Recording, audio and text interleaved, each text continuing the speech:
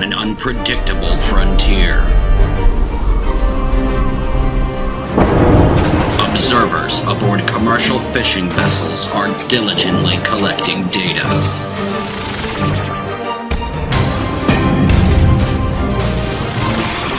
Often working in remote locations and enduring the harshest conditions. These men and women are on the front lines of fishery resource management.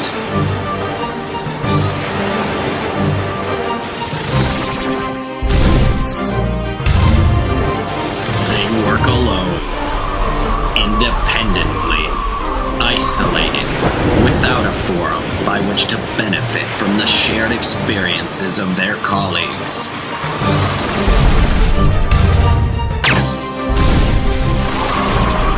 Until now.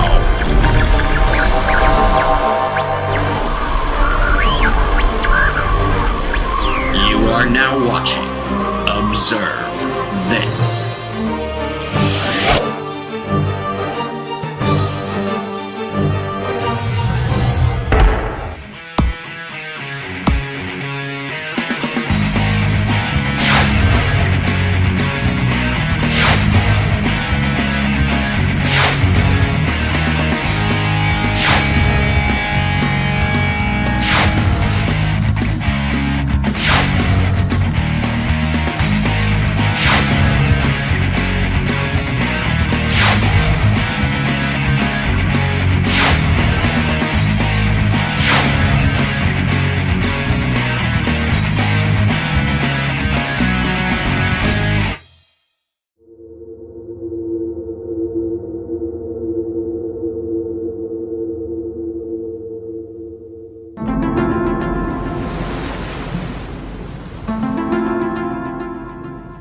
We're on a boat in the middle of the ocean, surrounded by protected species. My job is to keep them that way.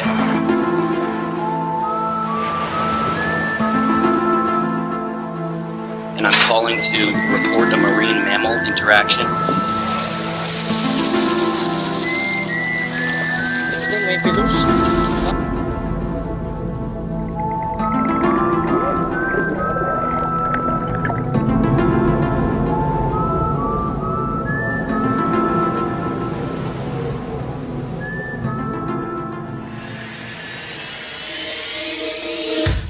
Most folks rarely cross paths with a protected species, yet, as observers, it's not a matter of if, but when. You're never ready when it happens. In the last 3 trips I've had leatherback sea turtle, false killer whale, 2 seabirds. You're frantic, right? I gotta get my, everything's, what do I do? Camera, turn the camera on, get the biopsy pole, get the biopsy core. Did I write that down right? Did I get all the right stuff together? It was the first set. It was the very first set, and I was like, oh crap, and it was like 2 in the morning. You're just trying to think of everything, so you get the dehooker. Yeah, ideally get a sample, get the hook out of the animal. Good luck. These things are so strong. They can whack you dead, man, if you get too close to these things. In a field where expecting the unexpectable is expected, being prepared means being ready, and being ready means getting yourself prepared. So get ready to be prepared. Instead of digging through a bucket for this crap, I take my quarters up, my turtle core and my marine mammal core, and I put them in my pocket along with my camera so that I'm ready. If something happens, I get it. I'm automatic. I got it on film and I got a sample, and it's like done like that because it's on me.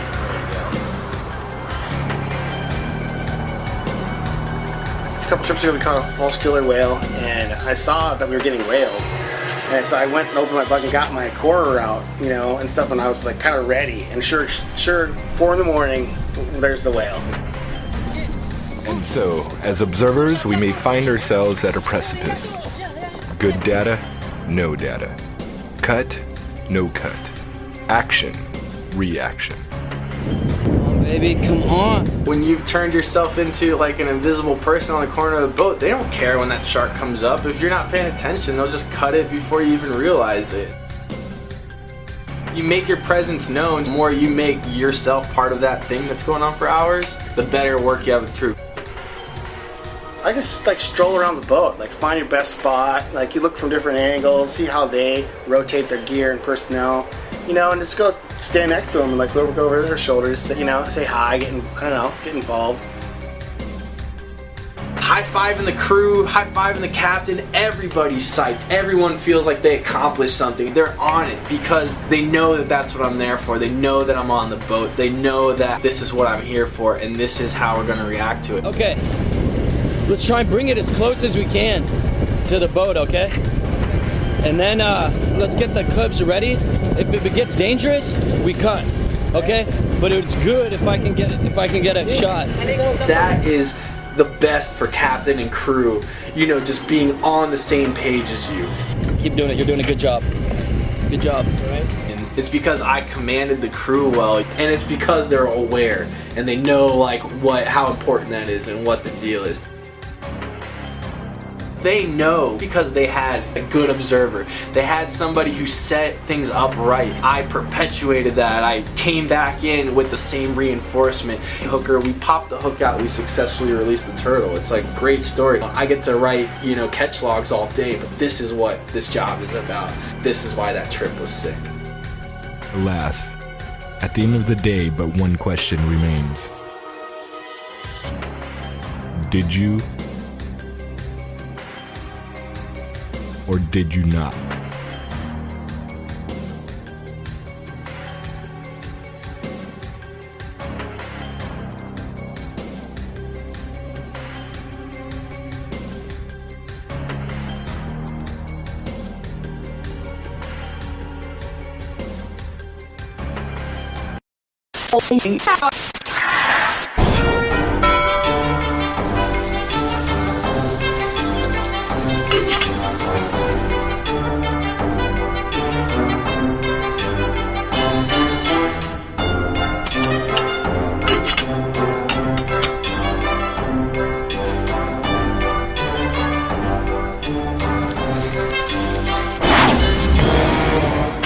Worked in a Thai restaurant for over 10 years, which is handy on the Vietnamese boats because a lot of similar ingredients. I just believe in eating well. I eat well on land, I eat well on a boat. I mean, just because you're on a boat, then it's no reason to not eat well. And it's almost like an Iron Chef kind of deal. You go into the kitchen, you look in the cabinets, you look in the refrigerator. I got this, I got that, what do I got here? And it actually forces you to be creative. After I'm done working out there, I'll come in, maybe make some kind of dessert. You know, a lot of times they'll have pancake mix. You don't have cake mix, but one thing you can do is add sugar and oil and egg to pancake mix. Just add extra sugar and it essentially becomes cake mix. And you throw that in a little tin foil trays that they have, the baking trays.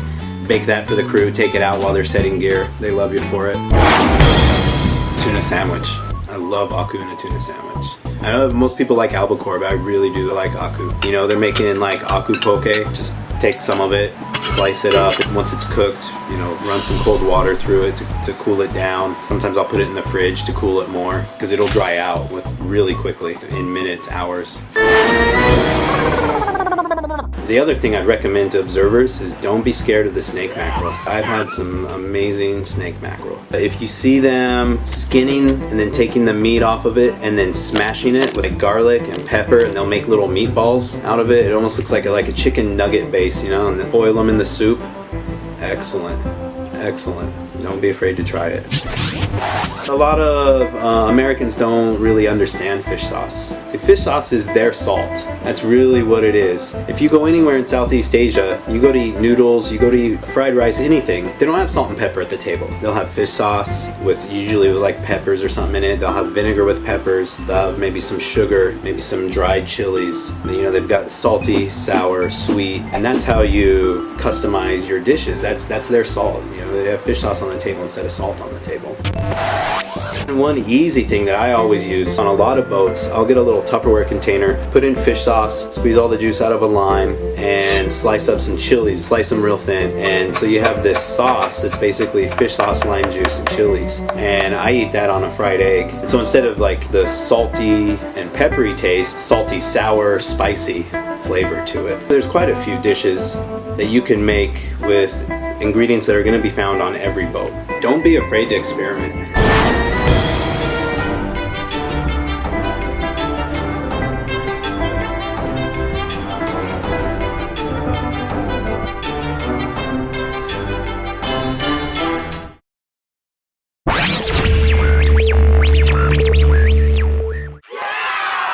And now, ladies and gentlemen, with your host, Flipper, it's time to play ID This.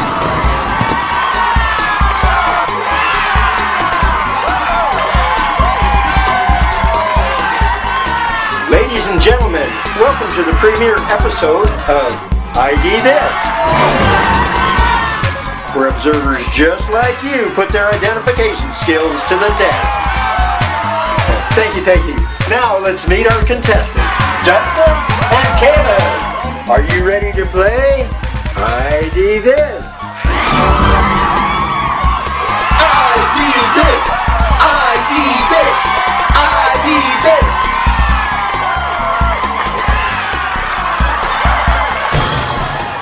All right, let's roll the clip.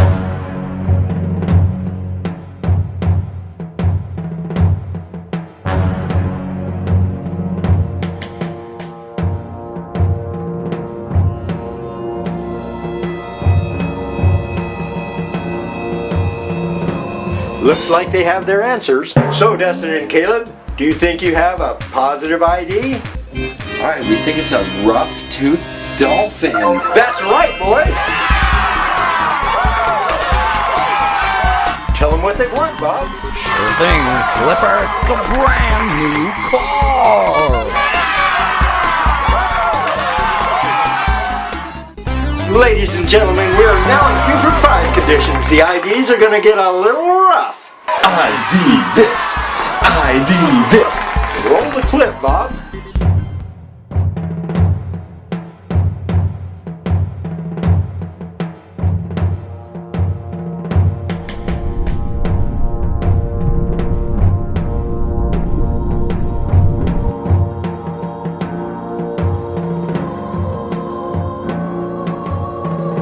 While these boys are working on a positive ID, observe this. Tonight's episode of ID This is brought to you by Heavy Duty Boot Insoles. Thanks for playing, Dustin and Caleb. Okay, we're back. Looks like Buford 5 conditions have taken their toll. Do you boys need a life ring? Yes, Flip. Please throw us a life ring. The life ring allows our contestants to consult a friend for ID characteristics, but not get the answer from them. I think we'd like to call Cherie. Cherie, can you hear us? I think so, yeah. Listen, we're on ID This with Flipper, and we were wondering if you could maybe help us out, because we're kind of stumped. You got it, guys. Anytime you need me. Take a look at this clip and see if you can ID this.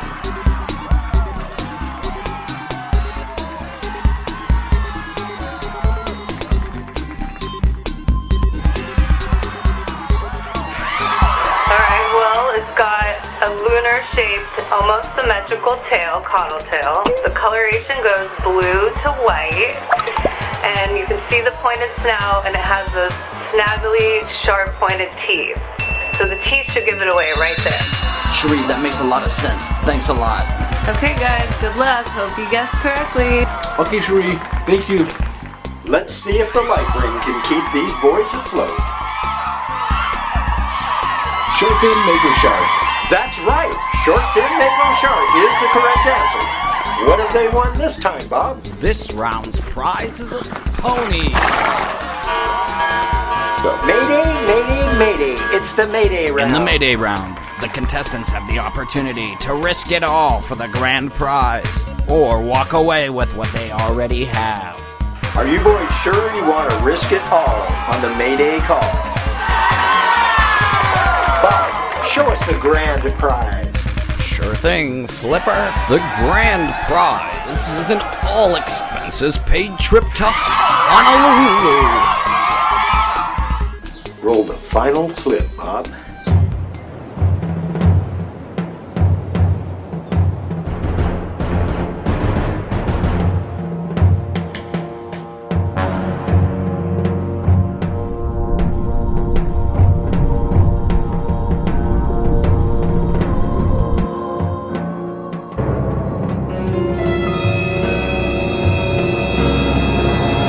Okay, you've had a successful trip so far. Let's see what you've wrote down for the Mayday round. Short fin pilot whale? Oh, I'm afraid that's an ID miss. The correct response is false killer whale. And I'd like to thank the boys for playing. Who'd think a couple of experienced observers could make such a rookie mistake? We'll see you next time on ID This. Tonight's contestants will not be going home empty-handed. We present a brand new clipboard with a complete set of deep set data forms. Thanks as always for watching, and we'll see you next time on ID This.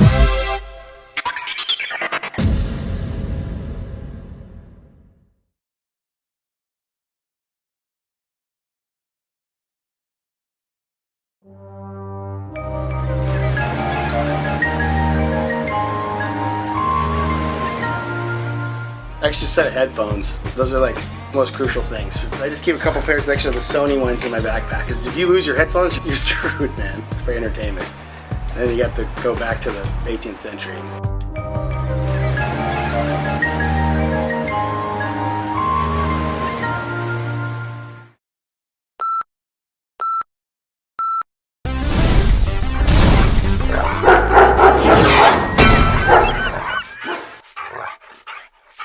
According to one count 2002 and to another count 2038. The Salter is done. It was pretty funny when they put my picture on the front cover of the new manual. He brings his manual and goes, I need your autograph. You gotta sign something on this. Yeah, it's dangerous. I got a gaff in my foot. I've been on boats with fires. Of course, the captain realized I'd probably saved the boat. And I jumped out of my rack and tackled him. You know, no! Because if you throw water on a grease fire, you're just spreading the fire. Set number 11, I'll never forget it. They're wenching it up, and he starts to tell the crew to get underneath. And I said, no, drop it first. I said, you guys are crazy to not get in that ice hole. And the whole thing came down. Wham! One crack. Had those guys been under it, who knows? Could have been killed. I've actually been on an 80-foot vessel and surfed away. I'm watching it go higher than the overhead. That one might break on us inside. And we're actually going down the face of this thing. He's like, hang on, man, that thing might hit the window. You get your head down in case that glass breaks. We hit the bottom. I'm on the top going, yeah, man, go bigger. But it can be mentally taxing. While every trip may be similar to your last trip, there's always an awesome opportunity that something new is going to happen. You're going to see some incredible animal that you've never seen before. I've been asked by my family members many times over the past, coming up on 11 years, why don't I change it? And because I won't. I absolutely love what I do. Just get out there. It's peaceful.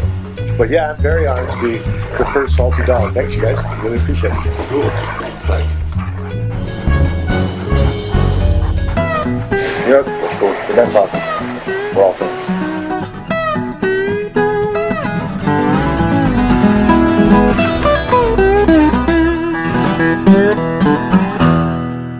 Everybody has their own threshold for fear.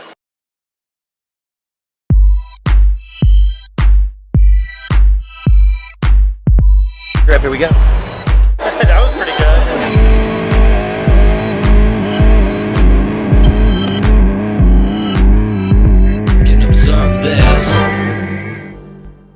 I used to work in clothing and like retail like since I was like 14. I worked in like skate and surf shops. So I was definitely like into fashion, you know, in that sense, skate and surf fashion, you know, always get the freshest gear for the new season.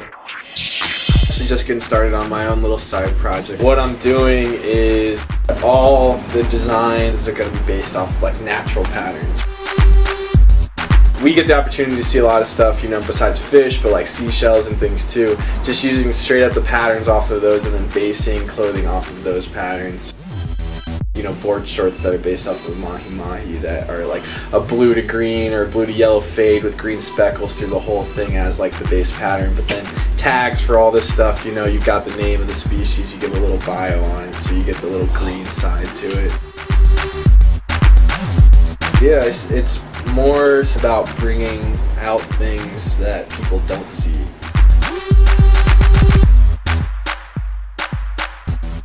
I realize that there's just so much sick shit that we look at. Like when you see the patterns on these, it's just like, what? Like that's not only unbelievable, but people will be blown away. And so that's what my whole thought was. It's like, man, I see these awesome shells, these awesome invertebrates, these awesome organisms like mahi-mahi patterns, and it's just like, dude, who wouldn't want to, you know, take this pattern? Because you see zebra prints, cheetah prints, you know, leopard print, and it's like, this is right there too. The more I think about it, it's one of those things like, this is so simple, this is such like a basic idea. It's like, I can't believe nobody's been like, oh, let's just use lots of patterns that are all over the place. Endless inspiration as long as you keep looking, you know, so.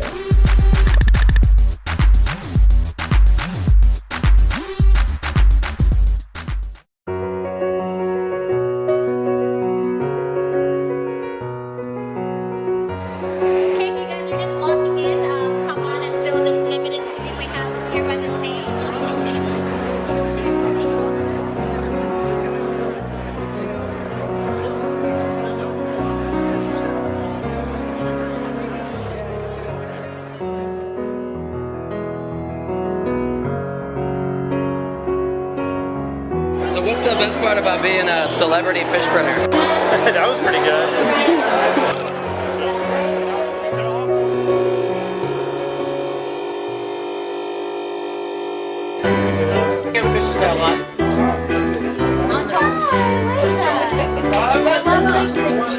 So these are the same lustrous pomfrets, just done on a fabric that I picked up from some kindly Japanese women.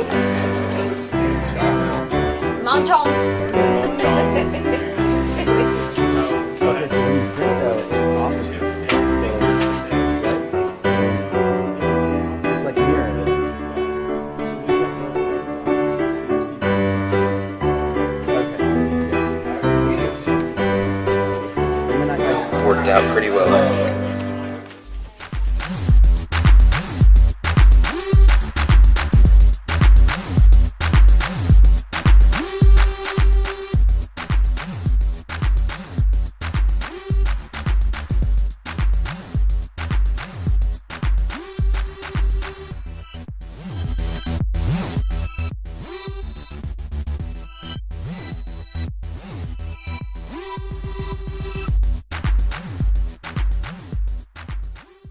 Because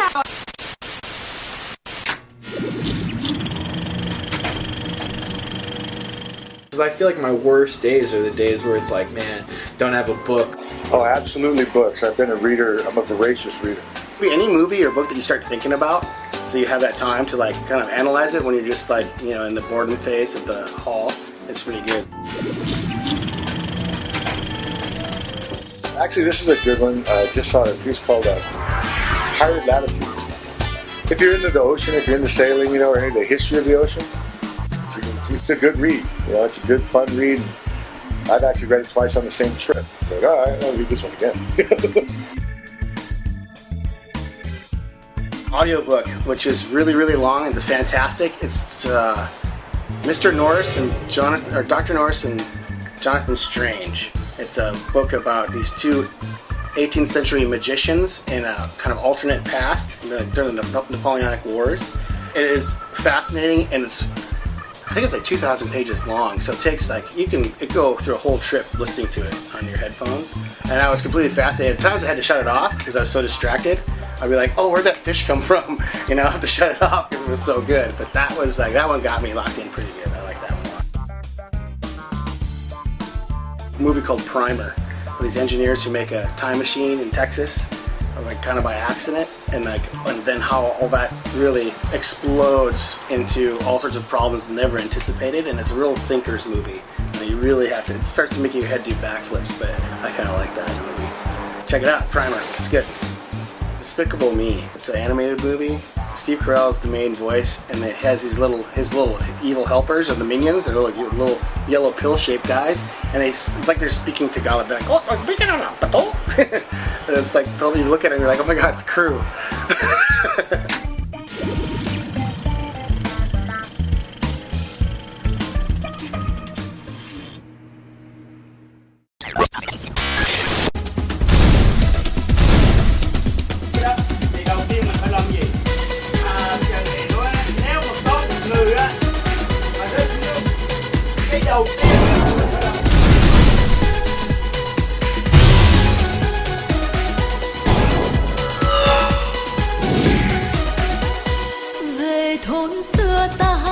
You have to present yourself that like you like them, you know, like you can communicate with them.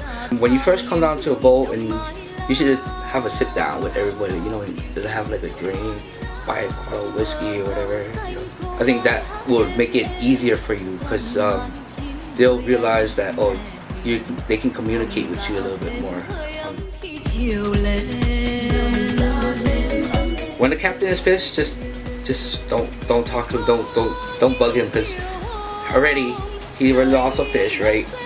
Second, he doesn't speak English very well, so he has to sit there and think, oh, what are you trying to say, you know? So like if somebody's frustrated and then you come and you try to talk to them and ask what's going on, they don't really understand what you're saying, you know? And especially like during the haul, so they think that you're just giving them a hard time.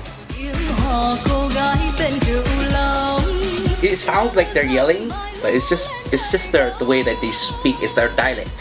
Their dialect makes the way that they speak is more of a kind of like they're yelling. And the other thing about Vietnamese captains or fishermen, we're all uneducated. We're all the guys who didn't make it, you know. Don't sit on the, you know where they put the fish down the hole, that cover. Yeah, you don't sit on that. So like sometimes when the boat is not hauling, you'll see observers come there and they'll just sit right on that. So that means like, oh, you're sitting on it, so the lid's closed and there's no fish gonna come up. You're not gonna put any fish down. That's what it is. You know where you pull up the fish? They don't like you pissing over there either, because it means like you're pissing away the luck, pissing away money. Because that's where fish comes up. You don't want it going out. The flowers in the front of the boat, that's more like a religion thing. We pray for the dead to bless us with luck to go out and catch a lot of fish, you know. Long time no see, không gặp. Thank you is come on.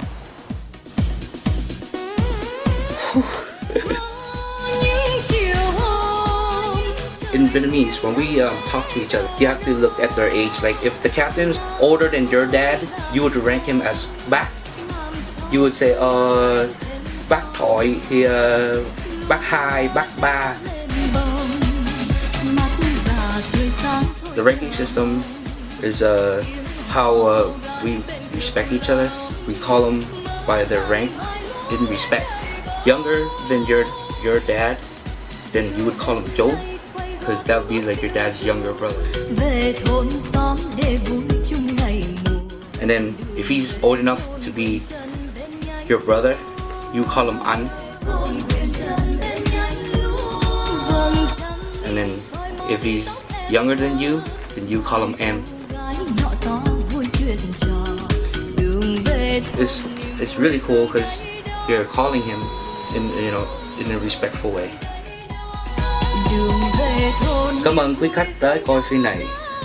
Observe this. Bắt đầu.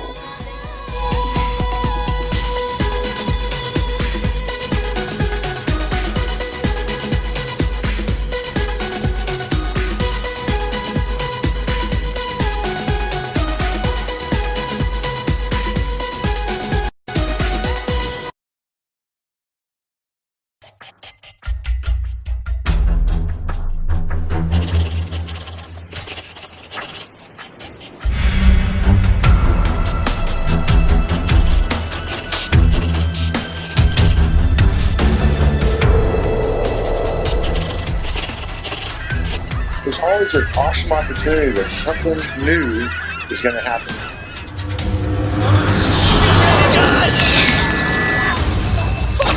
Pretty transitional game. I had it on camera. Coolest thing I've ever seen. You have some experiences people will never have. It changed me in ways I will try to explain, but I might not be able to convey just really how it felt. You're going to see some incredible animal that you've never seen before.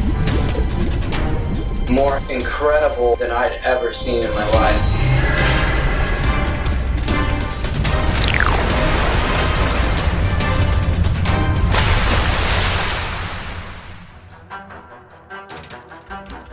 Water spouts, it's kind of like these little cyclones that form in the middle of the ocean. If you can catch one, you're super lucky, but just don't ever get caught in one, for sure.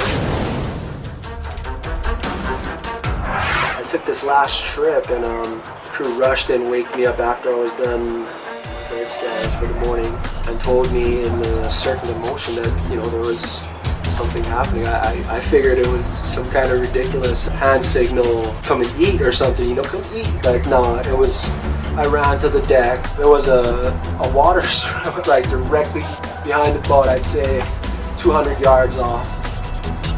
What was that? The bow? No, the port, yeah.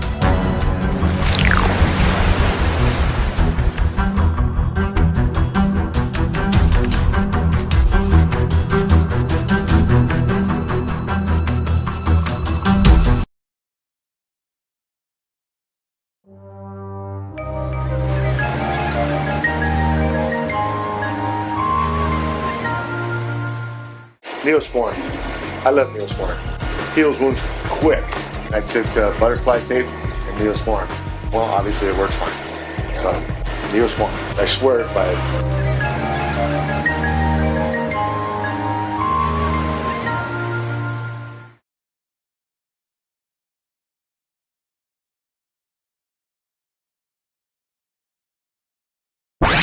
You